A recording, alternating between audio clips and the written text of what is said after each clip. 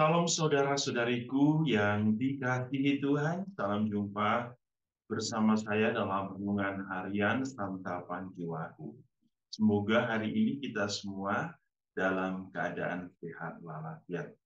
Senang berjumpa kembali dan semoga dalam renungan harian ini kita dikuatkan dan kita semua boleh terus menggali kedalaman cinta Tuhan dan kita boleh meresapi firman-Nya dan kita boleh menghidupkan firman-Nya dalam peziaran iman kita. Hari ini kita akan bersama-sama mendengarkan firman Tuhan dari Injil Matius bab 18 ayat 15 sampai 20. Mari kita mendengarkan firman Tuhan. Inilah Injil suci menurut Matius. Sekali peristiwa, Yesus bersabda kepada murid-muridnya, "Apabila saudaramu berbuat dosa, tegurlah dia di bawah 4 mata. Jika ia mendengar nasihatmu, engkau telah mendapatnya kembali. Jika ia tidak mendengarkan engkau, bawalah seorang atau 2 orang lagi, supaya atas keterangan 2 atau 3 orang saksi, perkara itu tidak disangsikan. Jika ia tidak mau mendengarkan mereka, sampaikanlah soalnya kepada jemaat.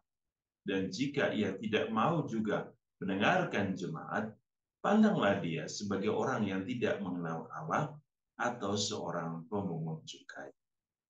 Aku berkata kepadamu, sesungguhnya apa yang kamu ikat di dunia ini akan terikat di surga, dan apa yang kamu lepaskan di dunia ini akan terlepas di surga. Dan lagi, aku berkata kepadamu, jika 2 orang daripadamu di dunia ini sepakat meminta apapun juga, permintaan mereka itu akan dikabulkan oleh Bapa-Ku yang di surga. Sebab di mana 2 atau 3 orang berkumpul dalam nama-Ku, ya di situ aku ada di tengah-tengah mereka. Demikianlah sabda Tuhan. Terpujilah Kristus. Saudara-saudari, dalam bacaan-bacaan liturgi hari ini, kalau kita mendengar dari bacaan pertama dari kitab Ulangan bab 34 ayat 1 sampai 12, itu dikisahkan tentang kematian Musa, di mana Musa dibimbing oleh Tuhan untuk melihat tanah terjanji, tapi Musa itu sendiri tidak masuk ke tanah terjanji. Ia meninggal dan dikuburkan di lembah Moab yang tentu sampai sekarang orang tidak tahu di mana kuburnya. Tetapi apa yang mau disampaikan dalam kitab Ulangan ini, bagaimana kebesaran dan kehebatan Musa, bahwa Allah telah memilih Musa untuk membawa misi Allah membebaskan bangsa Israel dari penjajahan Mesir. Ia adalah seorang nabi besar, ya, yang banyak melakukan mujizat, ya, dalam perjalanan dari Mesir ke Israel. Dan hari ini, apa yang mau kita lihat di dalam Injil kita? Ada beberapa poin yang menarik untuk kita renungkan. Pertama, Yesus berbicara apa yang Santo Agustinus katakan sebagai fraternal koreksi, ya, bahwa di dalam sebuah relasi, dalam kehidupan sosial, dalam berkehidupan komunitas, kita akan berhadapan dengan sebuah peristiwa-peristiwa hidup di mana orang akan melakukan kesalahan. Ketika kita menemukan seseorang melakukan kesalahan, Yesus dalam bacaan hari ini mengingatkan kita bahwa ketika kita melihat satu orang berbuat salah, tegurlah dia di bawah 4 mata. Ini artinya bahwa face to face, hanya saya dan dia. Tujuannya apa?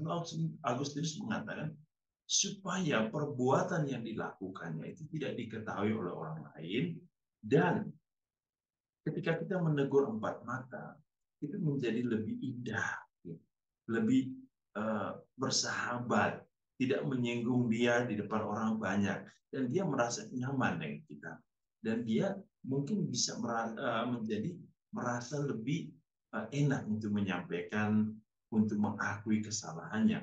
Ya, tidak boleh menghakimi seseorang langsung di hadapan orang banyak. Tetapi panggillah dia empat mata, berbicara dengan dia, berilah dia nasihat, tanyakanlah apa yang ia lakukan, kebenarannya, supaya ketika ia mengakui bahwa perbuatannya dan dia bisa berubah dan semua peristiwa itu berakhir.